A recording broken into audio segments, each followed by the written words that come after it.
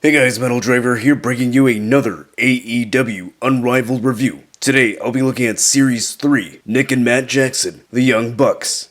On the side of the box you see the AEW logo and an image of Nick and Matt Jackson. Then on the back of the box you see photos of Nick and Matt Jackson, their signatures, the event in which these photos were taken, Dynamite, January 29th, 2020, in Cleveland, Ohio. Then at the bottom of the boxes you see the rest of the figures that are in this wave. Alright, now that we have looked at the boxes, let's go ahead and open these figures up and take a closer look at the Young Bucks.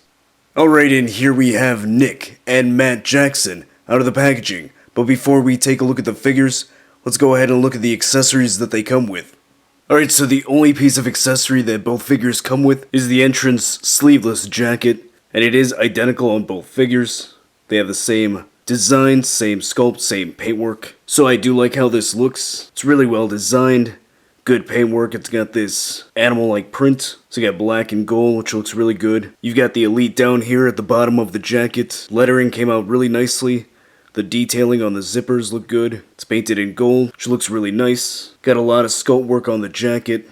Really well made. They've got the Elite on the back of the jacket, painted pretty well. There does seem to be some missing paint, however, I think that's intentional because it looks exactly like that on the other figure, the Matt Jackson jacket. Got some more of that animal print on the back of the collar. You get these plastic fringes and frills here, which looks really good. So I like how this turned out. Really well made. Now this is removable from the side. So you got this peg and peg hole here. You just take it apart. Now this is the only spot where it opens up. There is no opening here on the side, so in order to get this jacket off of Nick, what I'm going to do is turn his head around. I'm going to lift his left arm up, and I'm going to try to slide it off this way.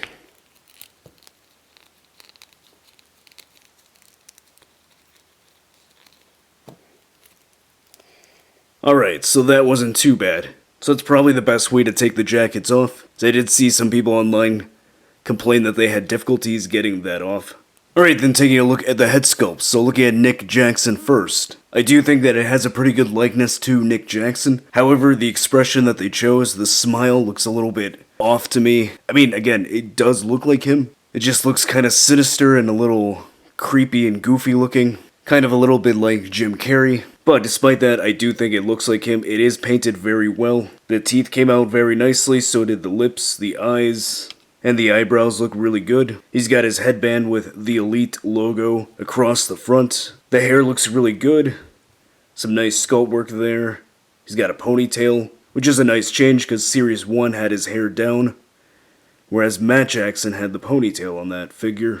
Alright, then speaking of Matt Jackson, let's go ahead and look at him, and... Alright, so yeah, this one, I am not a fan of this head sculpt. This does not look good in my opinion. I really do not like this expression that they chose.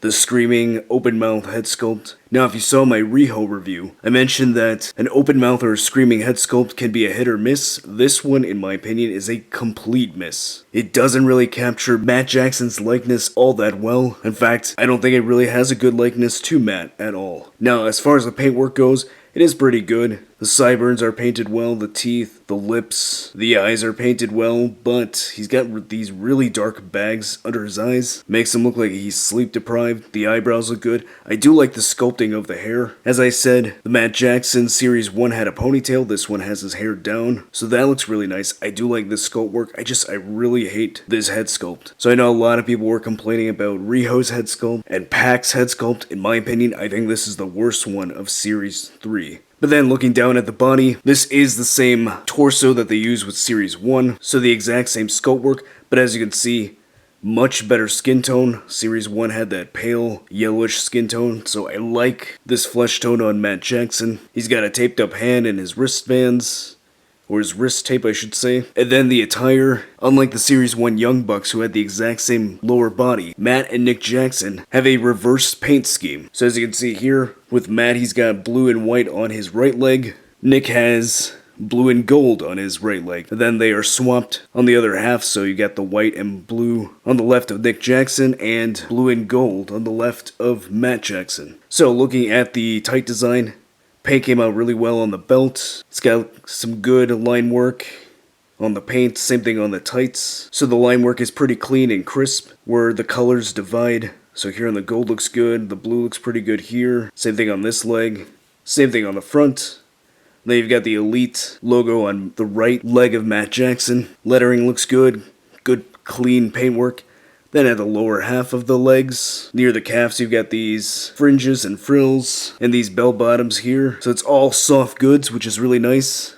So it does not hinder any articulation. So underneath, you still got that same paint scheme and then just some black shoes for the feet. Then looking at Nick Jackson, again overall same design, just reverse color scheme. So the line work on the blue going down looks really good here, and on this side same thing with the gold on the back. Blue lines look pretty good on this left leg here. You've got the Elite logo on Nick Jackson's left leg. So that turned out really well. Good clean line work, great paint on the letters. They've got the same frills here with the bell bottoms. So overall, good paint work on both figures. I really do like the tight designs. The head sculpts though, that's a different story. Alright, going over the articulation. So the heads are on a ball joint and a hinge. So Nick can look that high up. It is hindered a bit by the ponytail. He can look that far down. His head can turn side to side and it can tilt slightly. Then look at the articulation on Matt Jackson. His head doesn't really go that far up due to the plastic of the hair. He can look that far down, which isn't that far down at all. He can turn side to side and slightly tilt. And then both Matt and Nick have the same torso, so the articulation is going to be the same. Shoulders can go that high up, can rotate all the way around. There's a bicep swivel, double jointed elbows, a swivel and hinge at the wrist. There's a ball joint at the diaphragm, which allows him to crunch that far down and that far back. He can slightly tilt and turn side to side. Another ball joint at the waist, which allows him to crunch even further forward. He can go that far back and turn slightly side to side. It's a bit tight on mine. Then both figures have the same lower body, so the legs are on a ball joint, which allowed the legs to go that far out. And it is painted in white, so no flesh tone there on the ball joints. The leg can go that high up, which isn't too high at all. There's a thigh cut, double jointed knees. Ankles have a hinge which allow it to go that high up, that far down, and he does have good ankle pivot. Alright, and here we have the Series 3 Young Bucks figures next to the Series 1 Young Bucks figures.